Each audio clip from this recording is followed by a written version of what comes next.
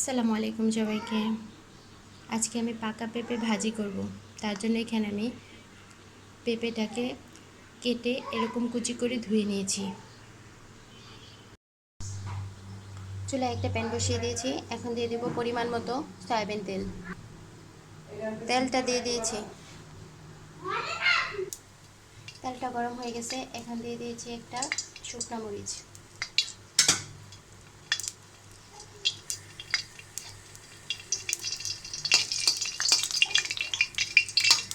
দিয়ে দেব পেঁয়াজ কুচি। পেঁয়াজটাকে ভেজে নেব। পেঁয়াজটা ভাজা হয়ে গেছে। এখন দিয়ে দেব পেঁপে কুচি।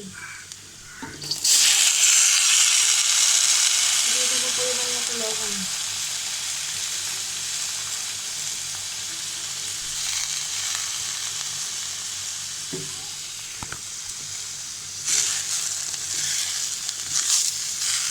পেঁপেটাকে পেঁয়াজের সাথে মিশিয়ে ঢেকে দেবো সিদ্ধ হওয়ার জন্য।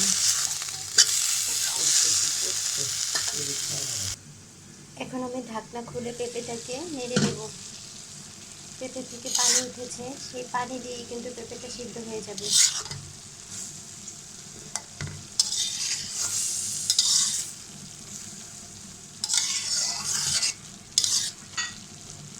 এখন আবার ঢেকে দেব।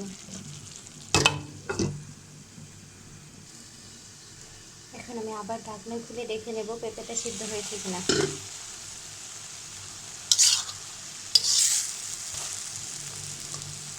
পেঁপেটা সিদ্ধ হয়ে গেছে, পানিটাও শুকিয়ে গেছে। আমি যে পেঁপেটা নিয়েছি সেটা কিন্তু মিষ্টি ছিল, তার জন্য আমি এখানে কোনো এক্সট্রা চিনি অ্যাড করিনি। যদি পেঁপেটা মিষ্টি না হতো তাহলে কিন্তু আমি এখানে 1 টেবিল চামচ চিনি অ্যাড করতাম।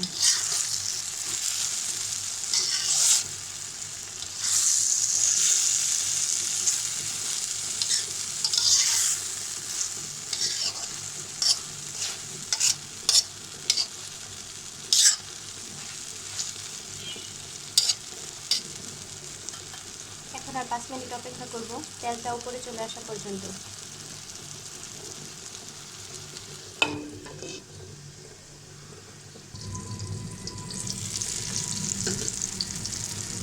তেলটা উপরে চলে আসছে। এখন আমি ভালো করে মিশিয়ে নেব।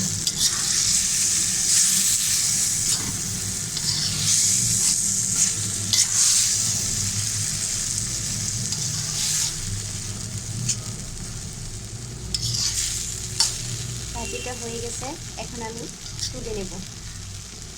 এর চেয়ে বেশি আমি সিদ্ধ করবো না, তাহলে পেঁপেটা গলে যাবে। যেহেতু আমি পাকা পেঁপেটা ভাজি করতেছি, এর চেয়ে বেশি সিদ্ধ করলে এটা একদম ভর্তা হয়ে যাবে। এখন আমি তুলে নেব, চুলাটা বন্ধ করে দেব।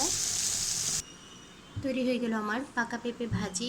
এটা আপনারা রুটি, পরোটা, ভাত যে কোনো কিছুর সাথেই খেতে পারবেন। খুবই মজা হয় এই ভাজিটা।